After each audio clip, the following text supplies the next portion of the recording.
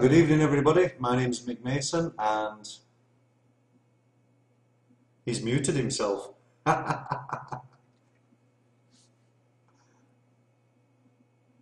Nope, still muted. No, I'm not muted. How you doing, David? The only time I ever mute myself, Michael, is with you, and people don't ask me to mute myself. They want to. Okay. Good evening. How you doing, And buddy?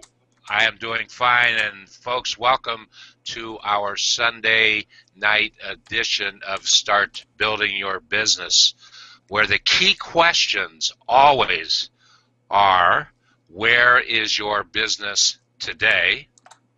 And where do you want your business to be tomorrow? Mm-hmm.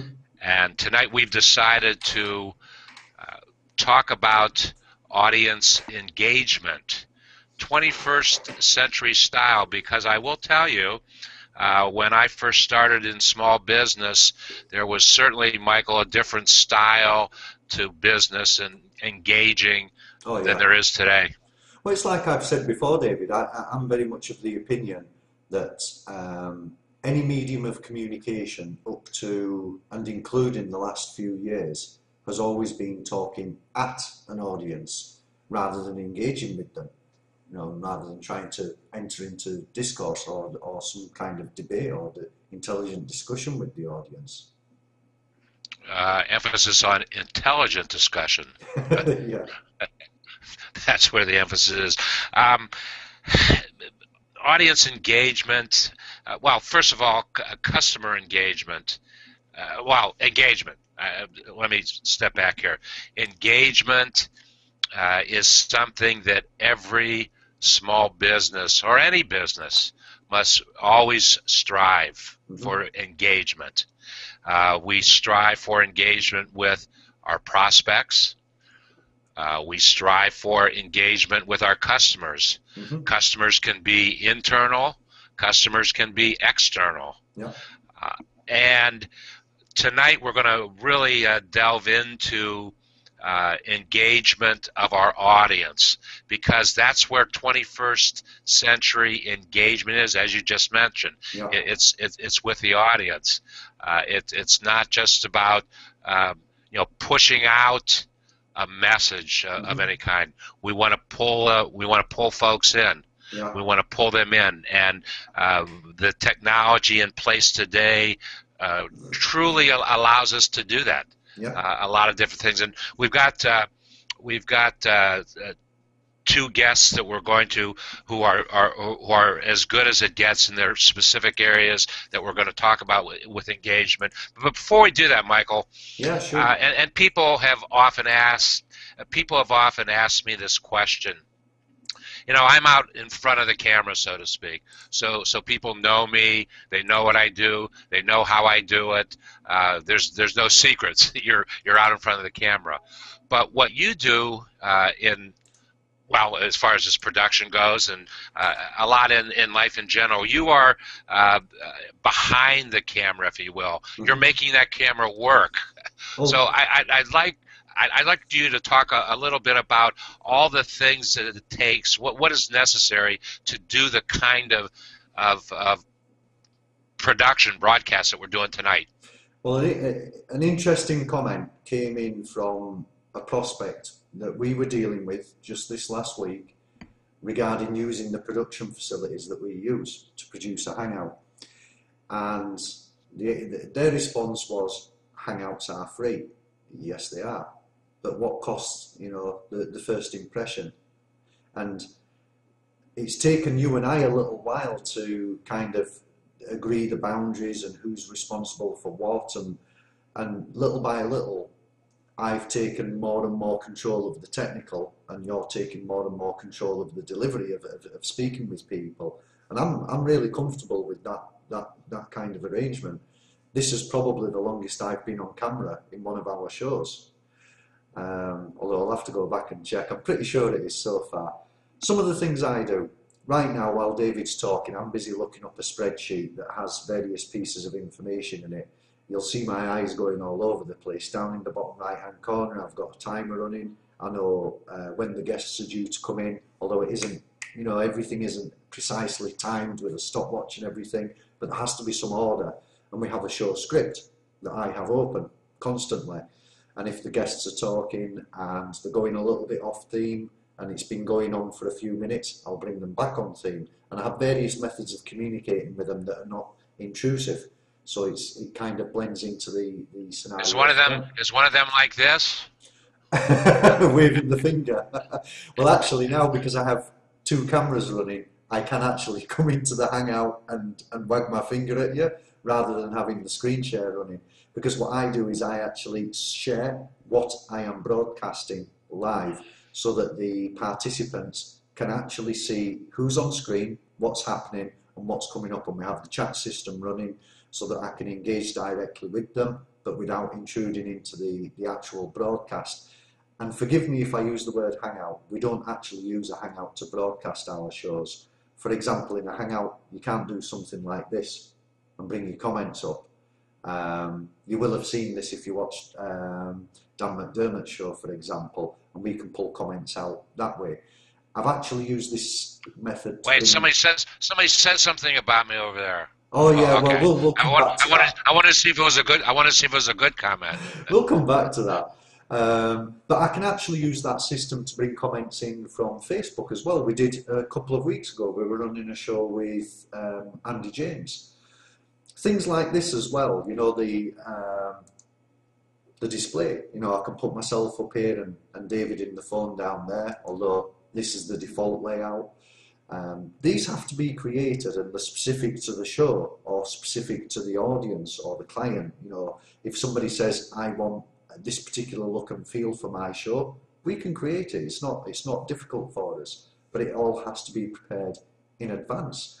I come into the Hangout itself an hour early. Prior to that, I've got the comment tracker running as a standalone application. We pull all the information into the show itself. Excuse me. And I'm kind of skimming over a lot of things because there are a lot of technical things that I'm not going to discuss on a live broadcast. The actual how. But guests do come into the Hangout and they notice that the broadcast button has not been hit, but yet we're broadcasting. We're actually feeding direct through YouTube Live, and we're using a third-party tool to do that. And I'm looking at other ways of broadcasting to other platforms, bringing in other video feeds. You'll notice that the scene we used at the beginning, we're testing this with 1 and then 2 additional video feeds at the top. So this could be used for a face-to-face debate with David or somebody else. Yeah. Are we face-to-face? Is it working now, Michael? Yeah, it's working now, yeah. We could have somebody up here. It wasn't last week because you were looking in the wrong direction. I know. While the show's running, I'm actually in the background pulling comments down, be it from Twitter, be it from Google, be it from the event page, Facebook as well. There's a little bit more technique needed for pulling in the comments from Facebook, but it isn't difficult. It's just it needs a little bit more time, and I have to focus on that. And I'm constantly listening to the Hangout for my name, because if my name is mentioned, I know that I'm probably needed on screen. There may be a problem that I'm not aware of because I'm busy doing other things. And constantly making sure, for example, I'm watching the feed rate, I'm watching the feed through to YouTube, I'm watching the event page. If we have the comments running on Facebook, I've got a proprietary commenting system that we can use there. We can bring those across. We can allow people to ask questions of the guests there as well. Okay, speaking of the guests, and speaking of the guests, yes, they're in the green room. They've probably eaten all the sandwiches in the green room, or maybe one of our guests is cooking up a special meal. Yeah, we'll have to find that out. But you want to go get the guests? And I'm going to go get the guests. I'm going to pop off screen and pull the guests in, and I'll be with you in a moment. Okay? Okay. Thank you. We live in a much different world today than even a short 5, 6, 7, 8 years ago. I remember in my early days of building my business, and it was a publishing business, we didn't have this type of technology, and it was a lot of, as I said in the beginning, we pushed a lot of our marketing out as opposed to pulling it in and engaging as we're doing today. I have been one, and virtually all the marketing that I do, except on a special project kind of basis, is done in the digital world. It's done in video. I personally do very little blogging, if at all. I don't consider myself to be a great communicator through the written word, except when it is done in a business environment. So I spend all of my time doing videos. And so it was a natural progression for me to do YouTubes, and then when the HOA Hangout on Air technology came on, I was, as soon as I learned about it, I was an immediate adapter because I saw in it a very efficient way for me to operate my business. I could do an HOA, and of course that's how we were delivering content, and as you know, if you've done an HOA yourself, as soon as that HOA is concluded, it automatically becomes a YouTube. So I'm doing the HOA, I'm getting the benefit of putting content into my Google Plus stream, hoping that Google recognizes it and will send traffic my way because of the kinds of things that I talk about. Now, what about video? How important is video to the mix? I think video is very important personally. There was a reason that Google bought YouTube and spent $6.2 billion, I believe, buying YouTube. I'm not quite sure, maybe about 4 years ago, somewhere in that area. And they bought it because they knew that the future was in the communication of the video. And I see on screen, I see two people on screen now, individuals who, do you know that you are our mystery guest this evening? We weren't sure. As of yesterday. And I'm sorry, Mia, but I did eat all the sandwiches in the green room. Oh, I know. I was pretty ticked. We just had a little fight in the green room. I left you the brownies, though. What kind? Oh, they were Colorado brownies. Colorado brownies. That's right. There's a special kind of brownie. Mia, you look charming this evening, and the crown is fitting nice. Perfectly. I feel weird when it's not on my head. I had somebody say something to me about it the other day. She's like, I didn't know if I could take you seriously. I'm like, well, too bad. This is how it works. That's how it is. Well, it's good to see you. Well, it's good to see you, and thank you for leaving the your own HOA circuit, to come and share some thoughts with us tonight. And how's the weather out in Colorado now? You know what? It's 60 degrees, and I will tell you, I've been on so many hangouts today. I was actually just watching one that Scott Scowcroft had with David Amerland. It was pretty interesting. So it's been a fun-filled day of HOAs. But yeah, it's sunny in the 60s. So not bad. I was over there too, watching that one. That was really interesting. Ooh, wasn't that? When there was a gal named Trina Paulus, who's just done all these amazing things in her life, and when she was just saying, "Boy, I haven't done very much," I thought, "Oh, God, I know. we all felt shame." I did. That's for sure. Okay, I think, and just on a flip of the coin, I'll have my lead question to Mia. You know, the theme of tonight is audience engagement. If you heard in the beginning, it's so important in business to engage. We engage our prospects. We engage our customers. And customers can be internal customers as well as external customers.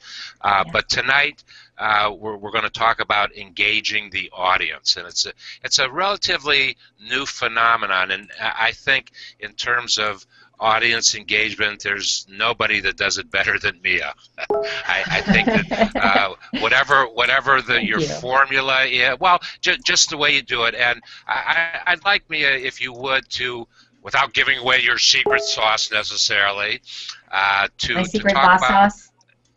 Yes, the Voss sauce. I got that from somebody else. Most of the isms I've gotten from other people. Somebody else had to tell me like a Voss. I'm like, why haven't I not get that one? But Voss sauce. Maybe we can have the chef see if it's a pretty good tasting recipe, and we can then push it out there and sell the stuff. Hey, that's a good idea. well, Which I that's guess an Voss idea, sauce. which Have to I be guess Bob what you, Voss approved. IRL. Exactly. now, I don't know if a lot of folks really know that you spend a lot of time in your life doing something other than Hangouts on Air. It's hard to believe with as much visibility as you have been able to create for yourself. If you would share, what is your strategy about how you use Hangouts? I mean, we all know that Hangouts are a great thing. We're all doing them, and we're having a good time doing them. But what is really your strategy in terms of your business? What do you hope to achieve, and why have you actually picked Hangouts to do your thing? I was going to say, if you're going to ask me the way that I get this done, it's actually a cloning program, and I'm working on it because I don't have enough hours. So is this is not the real Mia tonight, or this is the clone? Who I'm is this starting tonight? with cloning Bob Voss, and then we're going to get to me. So, ladies love Bob Voss. So, my strategy, this whole thing has been accidental. When I did a presentation for junior achievement last year, and I was on a panel, and they all had these titles, and they're like, "What's yours?" I'm like, I'm gonna have to go with accidental entrepreneur, because any of the things I've come into have really just been kind of by spirit and really just happened accidentally. So, Brother Jason. Sorry, I had to interrupt myself with Brother Jason Weiser. Well, there's a story behind that, and we didn't think Jason was going to be with us tonight. Jason, welcome. Hey, how's everybody doing? Good to see you. We're doing a whole lot better now that you came on. Jason, we are talking about audience engagement, and Mia is sharing with her strategy about using an HOA. We're going to ask Chef Dennis to talk about his strategy in blogging because it's an important part of what he does. And then finally, we'll talk about your strategy in why you do podcasting. And glad you're here, Jason. We were not going to be able to cover that podcasting thing, brother. No, so glad. So this is for you, since I haven't seen you in a while. Yay!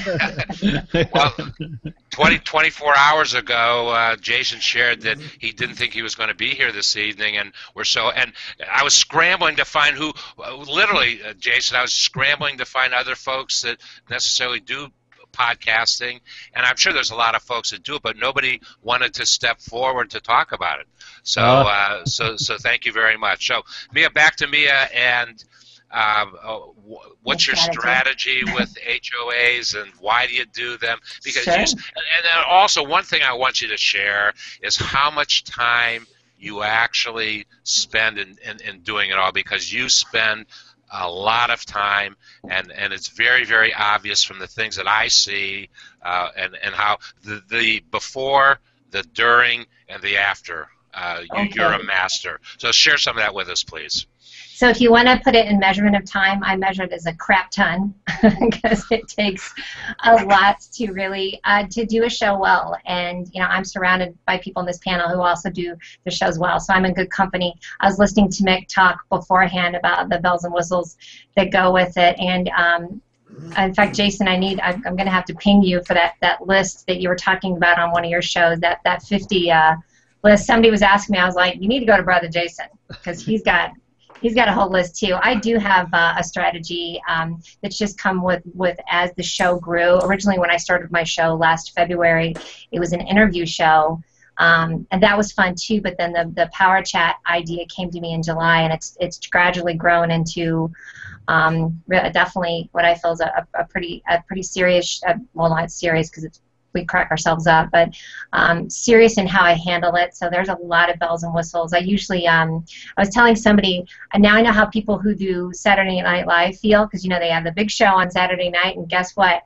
The whole thing starts again on Sunday morning when you just start planning, because as soon as my show is done, I've got a whole checklist of things that I do that are technical, and I populate the YouTube, I upload a thumbnail to it, I pull in all the names and get my backpack crazy going. That's my post I do on Saturdays, and that's was something I just kind of made up. I know you guys are familiar with that. As soon as I have a show the next day, in order to really thank everybody who's been an engager on the event, I literally pull each of their names and name them out and name all the guests and my sponsors and do a shiny picture that goes with it.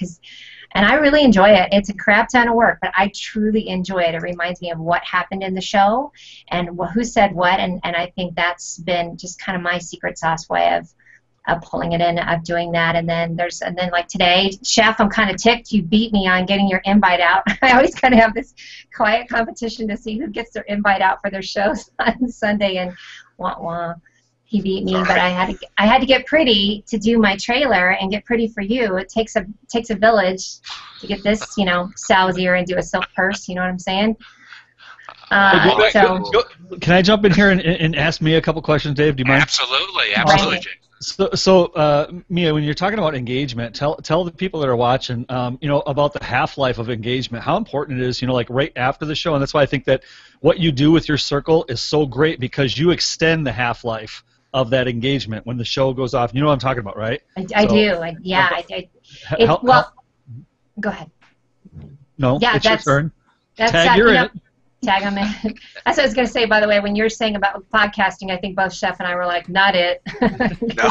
That's not our strength. This is my strength. So it definitely, it does continue the engagement. One thing that I also do is I do a lot of coaching for my guests as well. I set up, as soon as I'm going to backtrack a little bit, as soon as I book a guest to be on the panel, I send them a placeholder for them to be on the show, so that way they don't lose track of it, because I don't send out my invites until the week before. And then I really get my guests engaged and get ready to spend some time after they're done with the show to keep engaging with those people. I mean, what an opportunity for anybody on the show to have however many people show up that are commenting, for them to get in front of them and answer the questions. So that's why I think the HOAs are so fascinating, this algorithm of engagement, right, you guys? I mean, you set up that event, and the engagement starts the minute you get it done, you get it set up. And then so for the panel people, I mean, and the sponsors, it's rich for sure. And then the people amongst themselves. And then after the show's done, we go back and I circle everyone. And then yes, the next day it's engaging on that and then adding them in. And then I'm starting to really see repeat numbers, which is fun. So that's when you start building your raving fans. You guys have them too, of who's coming back. What do you mean by when somebody comes back? Yeah, when they're coming back. Well, they always come back, don't they? They do. They have to. You have that's what engagement is all about, because people come and they come to see your format, what's happening, what's the entertainment of the day, so to speak. But then they come because they know their friends from last week are going to be there, and then they engage inside the stream. That's You. It's really fun to see. I see some conversation going on with each other that's still relevant, but they're kind of like, hey, it's literally like showing up at a cocktail party or a bar with your bunch of friends. And I'm like, hey, I mean, you literally feel that of people giving each other the what's up. Although I have to say I had a little engagement on Friday that was a crap show. Because I got photo spammed pretty badly. As we all know, Friday was just insane in the membrane. Got booted out of my show 4 times. We keep saying it was because I dissed on Star Wars. All I did was say, what are my favorite Star Wars movies? Pretty sure Google shut me down for that. But, yeah, there's some engagement that, you kind of have to educate your audience. Like, that's distracting. But in general, it's been, oh, my God, it's like a party. Absolutely. Okay. Every week's a party. Chef Dennis, speaking about parties, I hear you throw a pretty good party. He throws a great party. Talk, if you will, Chef Dennis, about your strategy in blogging, because it's an important part of what you do. Oh, that's a good thing to talk about. Now, my strategy in blogging has got to be to get back to blogging, because since I moved, I have been not blogging very regularly. But blogging on Google Plus is a wonderful thing, and I have a blogging community where I have I forget how many now, 2,300 bloggers there, and they're really starting to get into communicating with each other and talking to each other. But the way I kind of blog is, I put what I'm eating, as all bloggers do. We blog about what we're eating. We don't usually go out and just make something special, although everything we do make is special. But I mean, it's not like we're making it just to blog about it. It's usually dinner, breakfast, lunch, or a party, or it's one of the meals that we're consuming. It's not just for taking pretty pictures of. So it's got to be edible. It's got to work. So the philosophy behind my blogging is I try to make food that anybody can reproduce. Okay, I mean, I have more cookbooks than you can shake a stick at. I look at them. Most of the times I look at the pictures. I only buy cookbooks that have pictures in them because I'm very visual oriented, as probably most men are, and I want to see it. I'll look at the ingredients briefly, and then I'll close the book, and then I'll go and try and create it. So, that's as far as I want. When I get new ideas, that's pretty much all I want to get, unless it's a baking item. Then it's a little more technical, and you have to follow a recipe a little more closely. At least I do, because I'm nowhere near a master baker. Well, and can I say, Chef, girls are visual too, because sometimes I do have to look at that picture and go, I don't think it looks like that. Yeah, girls are visual in a different way. I mean, you're looking at jewelry and going, ooh, shiny. Pretty, ooh, distracted. It's like that beautiful crown on her head. Well, I did have one on briefly, but I guess I wasn't on, so I just took it off. I was sad no one commented about my crown. Somebody say something about Chef's crown, please. No, it's too late. I took it off. I mean, I do have my cowboy hat from my singing days on Mia's show. There it is. I could wear that for the rest of it. There you go. Well, let me ask you, Chef Dennis, because you do a lot of HOAs yourself, and you have your blogging. Does one of the approaches do any better than the other, or you do them in conjunction with one another, or? Well, my blog still does better. Even though I have not consistently blogged for 3 months, my traffic continually rises. That's because of Google+. And that's the only thing, because I'm coming up more in search because of it. So as a blogger, and it doesn't matter what kind of blog you write, if you're on Google+, you're engaging. So my engagement on Google+ is actually what's driving my numbers up on my blog, which when you stop and think about it is pretty amazing. It really is exactly what we need as bloggers. Again, whether you're a food blog, an automotive blog, or even our friend Michael Bennett, has that blog that's on space age metals, and his stuff's been improving like crazy. And who looks for space age metals unless you're really looking for that? Right. So he's seen a great increase in that because of his presence on Google+. So that's really a benefit of it. My show is kind of just for me. Some of my readers are coming there, and people, I've always been kind of a hybrid blogger too, which sometimes hurts me because I don't just blog recipes. I blog Google Plus stuff, and I've always blogged things other than food. So sometimes people, every time I put a Google Post blog up, I lose a few subscribers. It used to bother me a lot. Now it's like, all right, I don't care anymore. If you like it, read it. If you don't.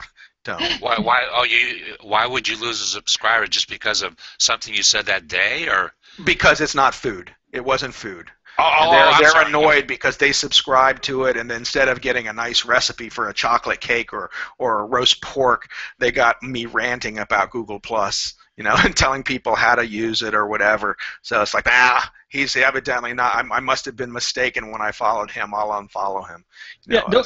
I got to say something to that, Chef, because I say this anyway. I like it when people unfollow me. Because if they're unfollowing me because they're not happy with what they're finding, then I don't have to worry about trying to be all things to all people. Mm-hmm. Your followers, if they love you let them love you for who you are, and who you are is a lot more than just recipes. I mean, you are a richly dynamic personality with so many layers that those are where your real fans are going to come from. So to anybody watching, when people unsubscribe, say, great, that means I'm getting more narrowed in, I'm getting more dialed in, I can really find out who my audience is. I mean, until, of course, you're Justin Bieber, then, but... oh, God help us. Justin Bieber? I think, I was saying last night, I said, I think they should lock him and Lindsay Lohan in a steel cage and have a match to the death, and my money's on Lindsay Lohan. So I think you might be right, Chef. I know. But blogging is just kind of... Blogging's fun. If someone had told me what it would entail when I began blogging, and I always tell people the same thing, I had to run screaming from the room, because there's no way I would have ever thought that I'd have $5,000 worth of camera equipment to take pictures of food, or that I'd need to redesign my blog every couple of years, or I'd need to put this into it or that into it. It's madness, but I love it, and I would never have it any other way. And people come on and blog. Now, one thing I've been doing, which is like a cardinal sin for all bloggers on Google Plus, is I have been posting my entire recipe and entire instructions for certain dishes when I post them. What are you supposed to do? Oh, but just a link back to your blog, because we need the traffic. I feel like I should be rolling. What was that movie? I thought maybe you just meant sometimes you only gave them half the recipe just to jack with them, and then they come back next week. Oh no! He leaves out one line of secret sauce. Never. He leaves out one line of secret sauce. That was one thing when I started blogging as a chef. We always kind of held our recipes close to the vest, and we didn't share quite everything. I had to do a cookbook for a place I worked at. I was kind of forced to do it. So I gave them almost everything with every recipe, but there was just one tiny little thing that might have made a little bit of difference. So they would have said, oh, well, that doesn't taste like Dennis's. It's good, but it doesn't taste like Dennis's. But when I started blogging, I made sure everything was down, because I wanted people to make it at home and go, oh, this is fantastic. This is really, really good. And especially if it's not taking them more than about 30 minutes to make. My whole philosophy with blogging is it should be easy enough that you can make it from reading my directions, and it shouldn't take you all day to do. Because I know I don't have the time. I don't expect you to have the time. I think that's evolving, though, Chef, because a lot of times things were really intricate, and just I think it's just good evolution on your part of saying this is what's easier for people. There's so much out there. They're going to get distracted anyway. You may as well keep them on that. And then let me tell you, from not being, I love my food, and if I could make something great that I could do easily, hey. Well, honestly, unless you're really in one of these different kind of restaurants, we don't have the time back there. We might pre-prep something, but I was a sauté chef most of my life, so I'd get the order in, I'd get the ingredients, I'd put it on the stove, I would cook it, and it would go out. So it would never take, unless it was something that was getting roasted or grilled to order, it would never take more than about 10 minutes to really cook entirely.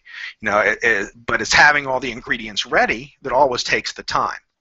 So it's the prep work that generally takes more time than the cook. One Michael says he wants food porn on the screen from Chef. We'll put some up later. It does, yeah. One final question, Chef. When you get back into your full swing of doing your blogging, how many blogs will you do a week, and how many HOAs will you do a week?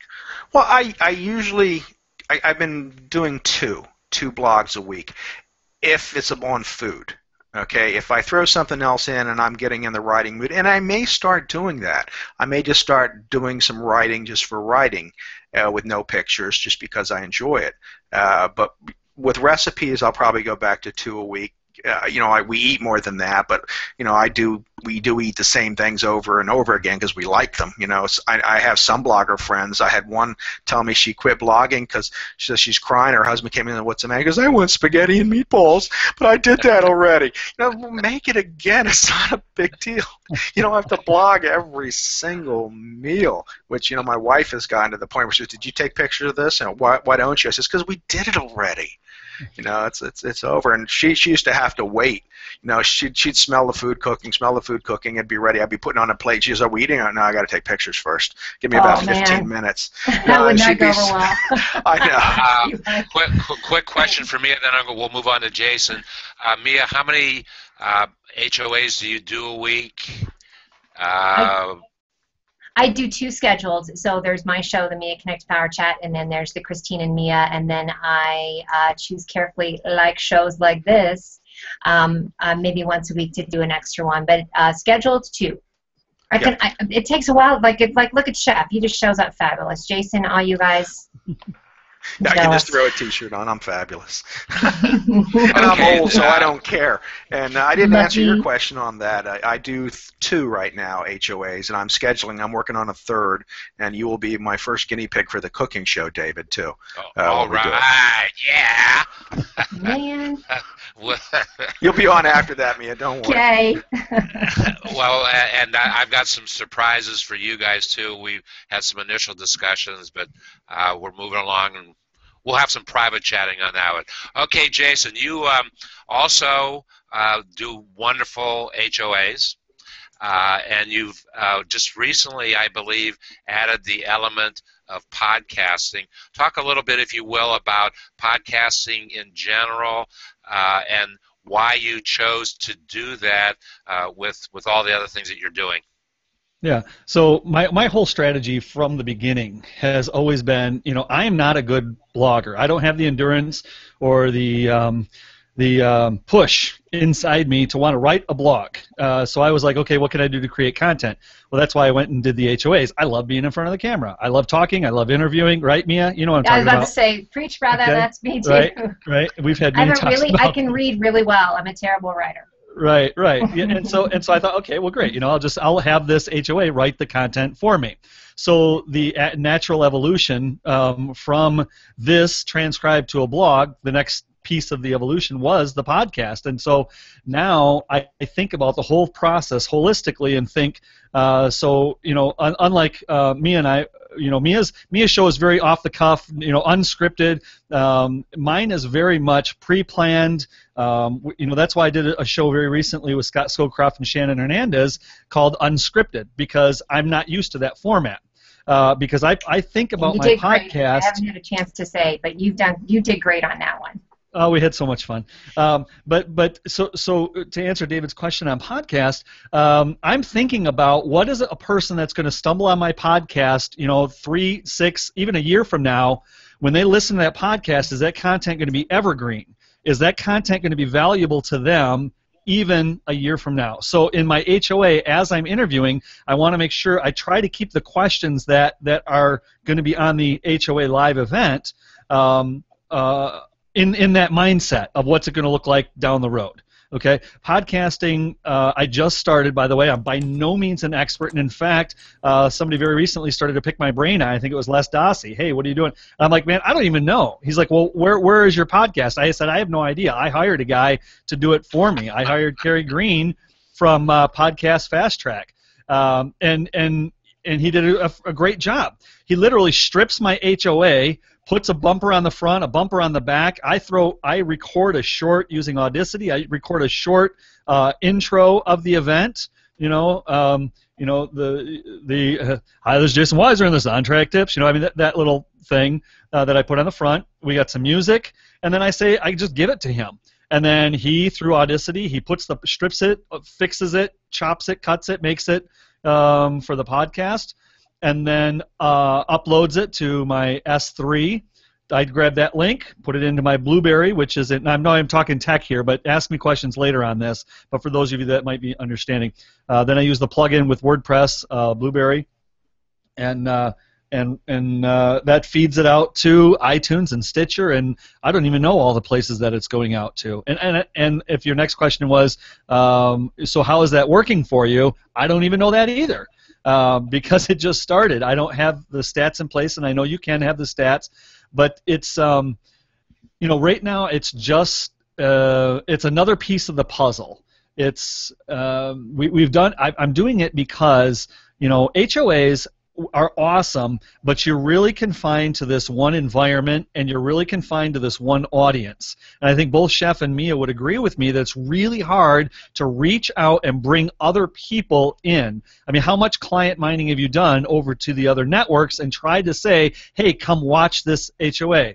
I know, Mia, you've even gone so far as you've got a Facebook app, and I haven't had a chance to follow up with you and see how well that people are responding to that. But trying to get these different groups into this HOA event, it's not always that easy. So by adding that second layer to it, that blog, now I'm reaching a whole new community that doesn't want to either enter in the Google Plus ecosystem. They're resistant, much like the YouTube Google Plus resistance was, and they're like, no, that's not for me. I don't want to do it, so I'm not going there.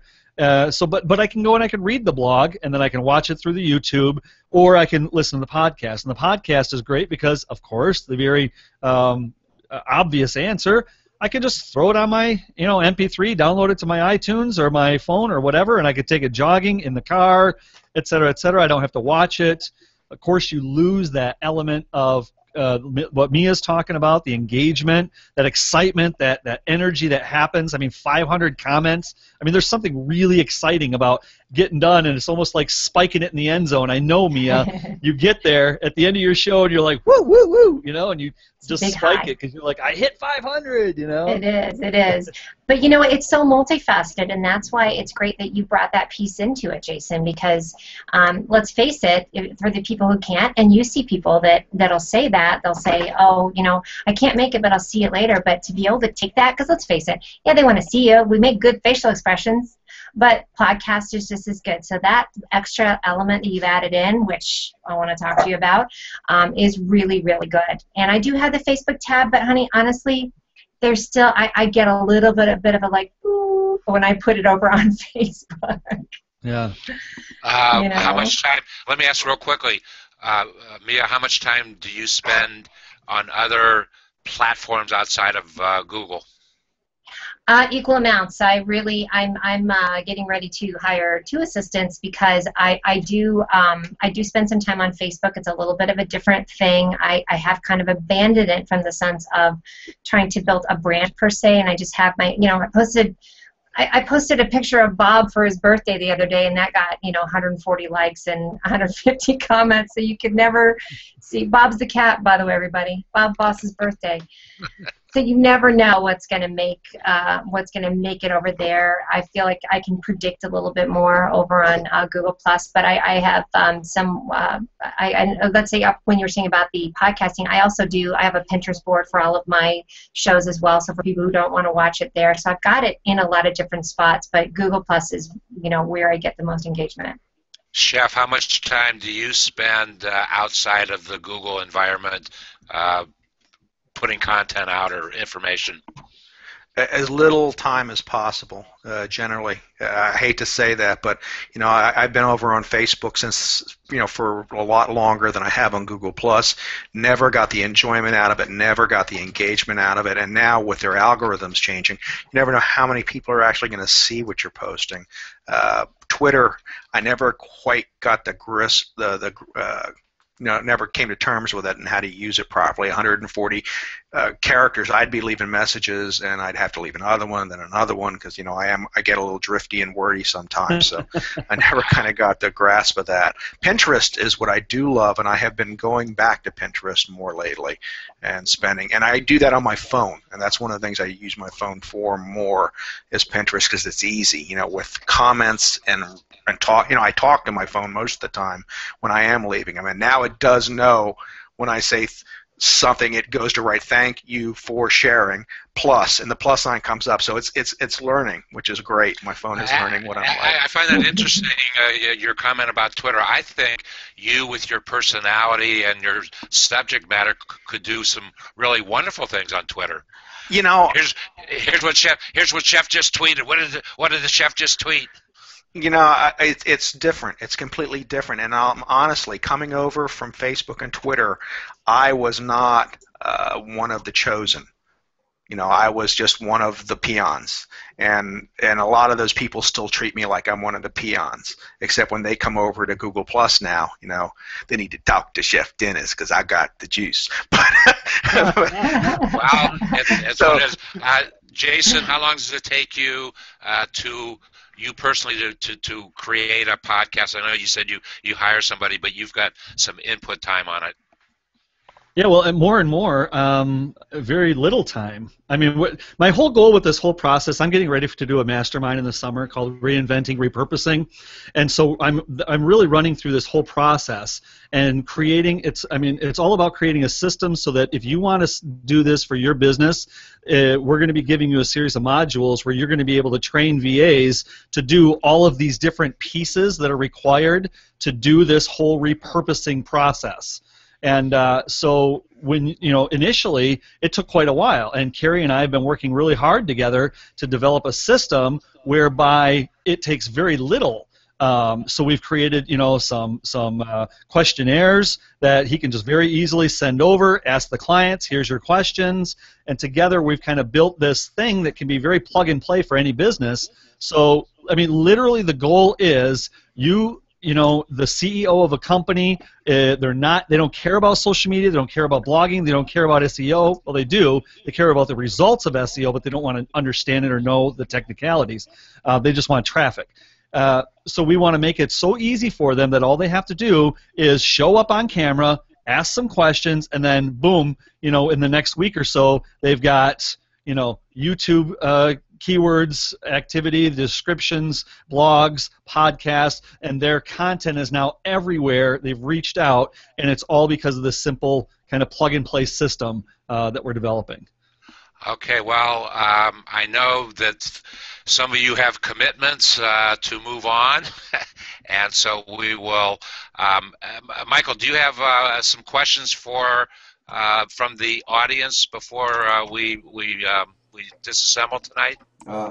Just give me a moment while I Michael? Put me up there. Right. He said he left me a message. He had some. I'm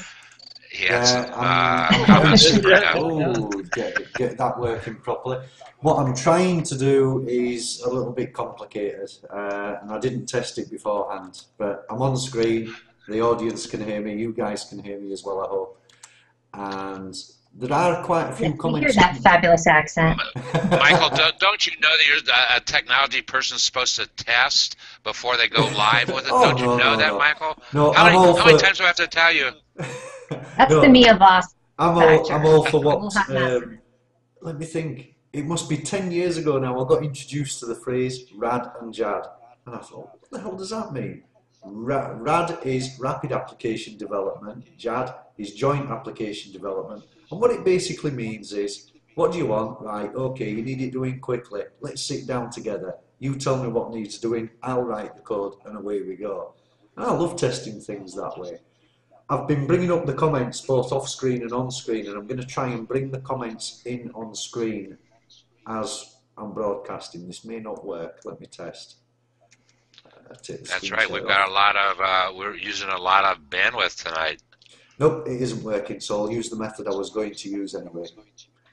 I'm going to say hi to Vivekananda because he's such a good commenter. He was on my show the other day. He was commenting, and he's out here just pinging it. Look at him. Vivek's got an interesting question here at the top of the screen. Well, I like.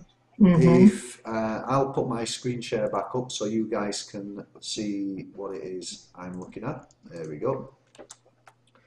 And Vivek's asking, what are you doing to track and measure the effectiveness or otherwise of your posts and podcasts, Jason?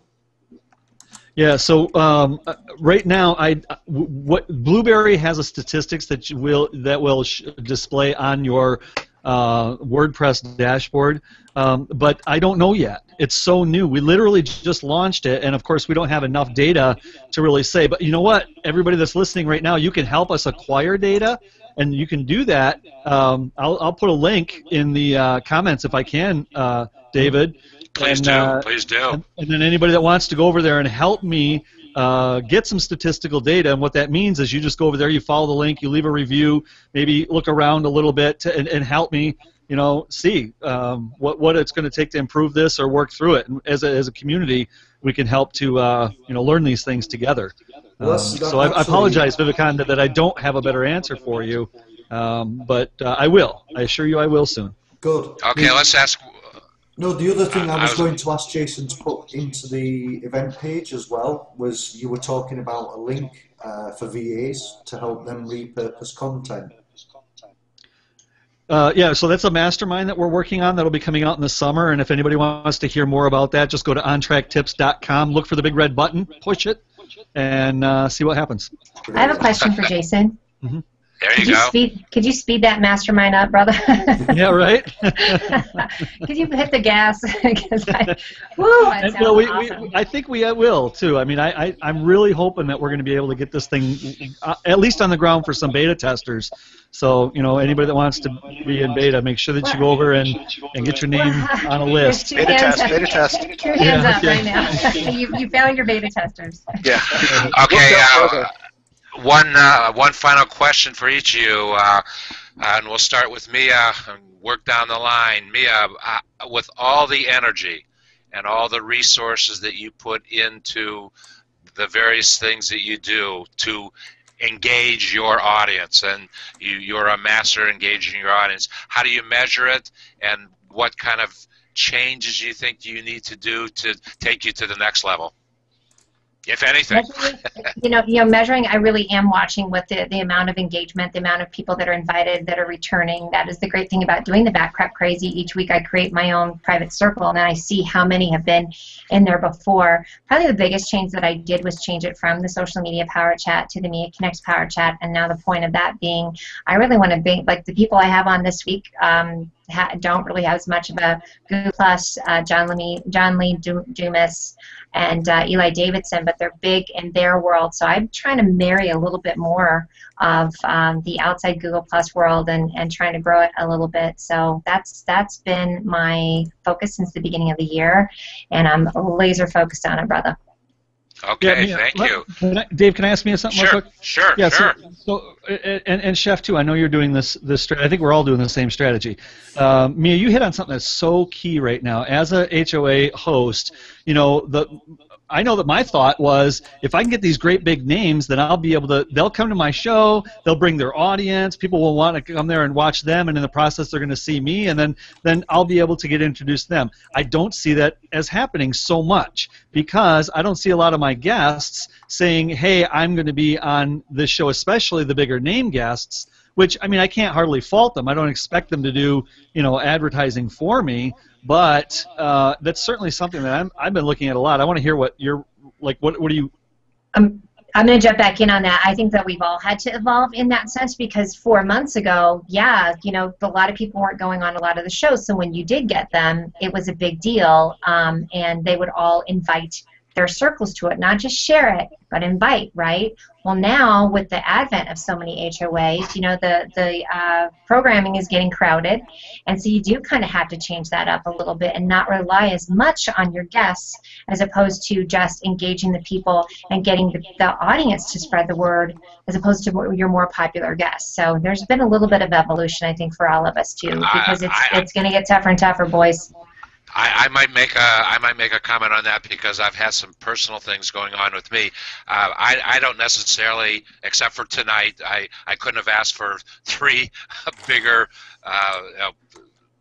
minds to come on and share tonight. But a lot of the HOAs that I'm doing are with younger folks who don't have, they have followings. They don't have the big internet reputation, so to speak, but they are all sending out and telling their circles that they are on the show, and they're bringing. I see it. I had some unbelievable pre-HOA streams going on, bigger than the actual HOA itself. Right. So that's a good thing. Isn't that great? To that point.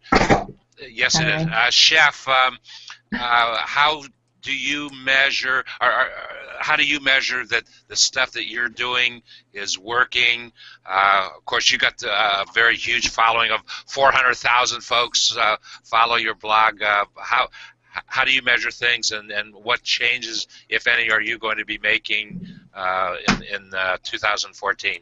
Well, when I first started my show, when we were talking about big names and stuff, I thought that was really important, and to have big names on all the time to try and draw crowds in and get people to come. Because I remember the first show I did, I had Ronnie Bincer and David Amerland and Jonna Nystrom on, and one of the comments I saw was, "Who is this guy, Chef Dennis, that he can get David Amerland and Ronnie Bincer on the same show?" It's like they had no clue who I was, but they knew who they were. And I just wanted, I think my philosophy on that right away was just to get people to know more about the show I was doing.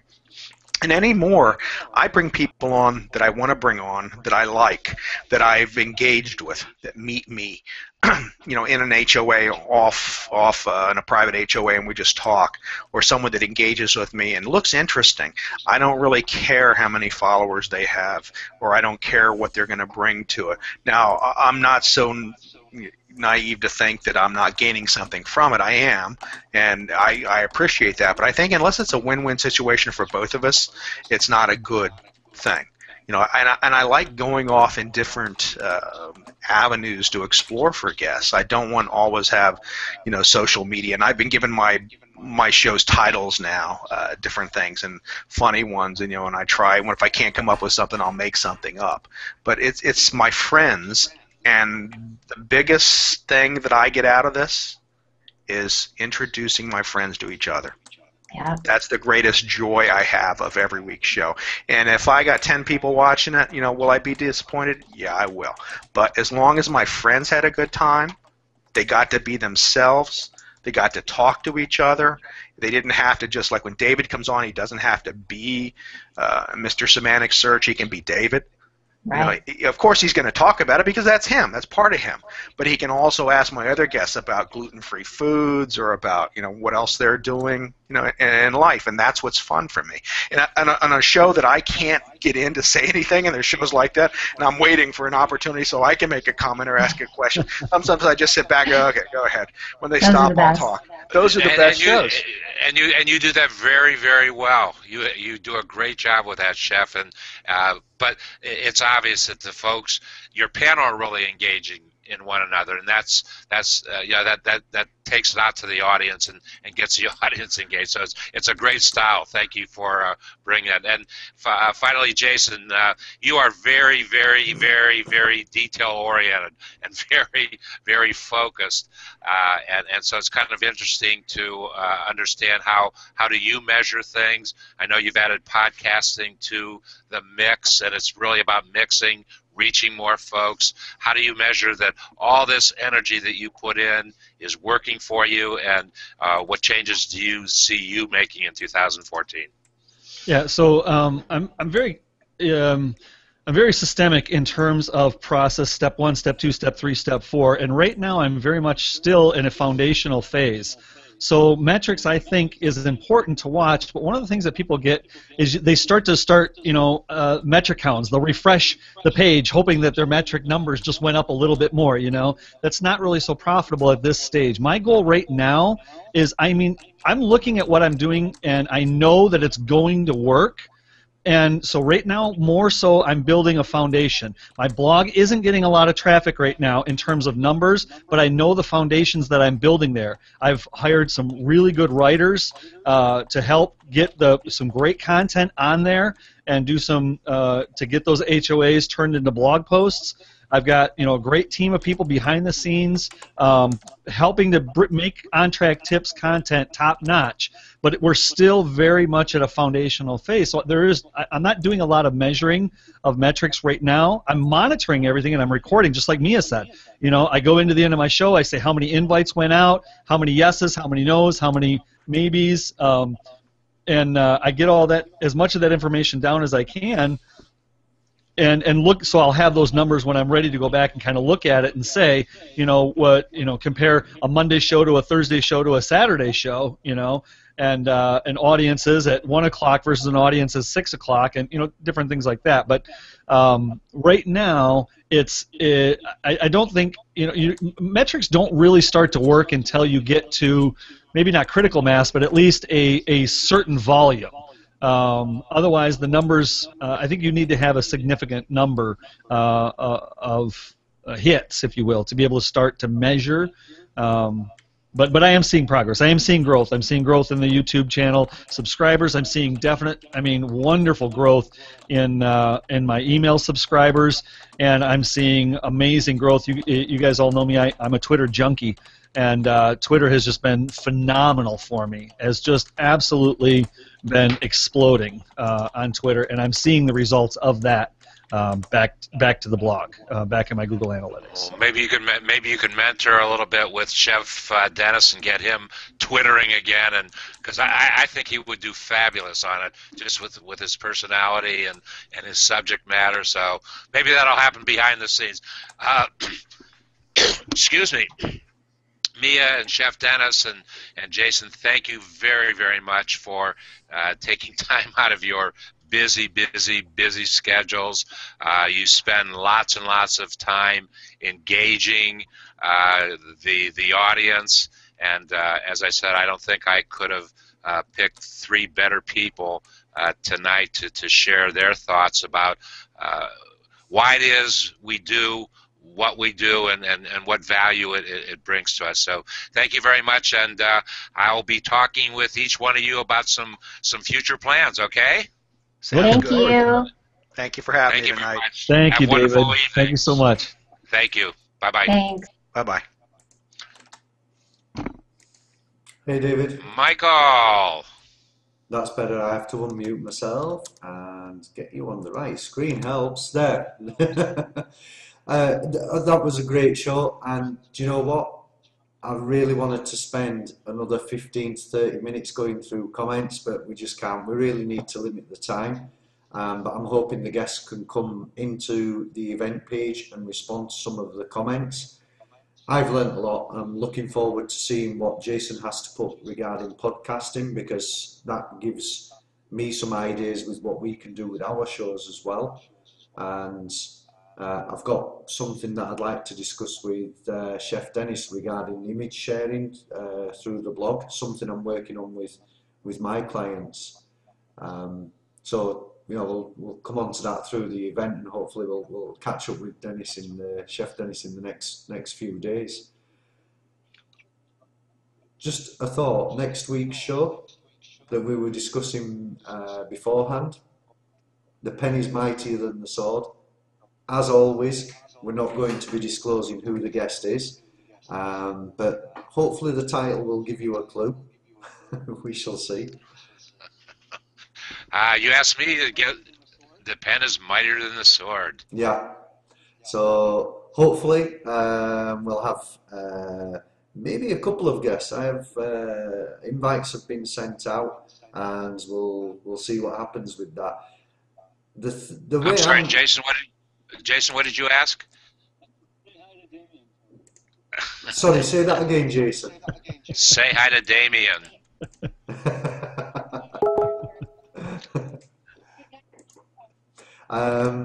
What I'm going to do, Not a problem. Yeah. Just. No, it's okay. What I was thinking while we were talking there is that everything that we've discussed this evening with David, with Dennis, with Mia, actually leads on to what we're doing next week as well, talking about this is another medium of communication, and something I want to cover personally that I think gets forgotten about quite a lot. So it'll be interesting to see what happens. So I'm just going to run the outro now, David, and we'll catch up with the audience next week, hopefully. Okay, good. Thank you, everybody, for your time this evening.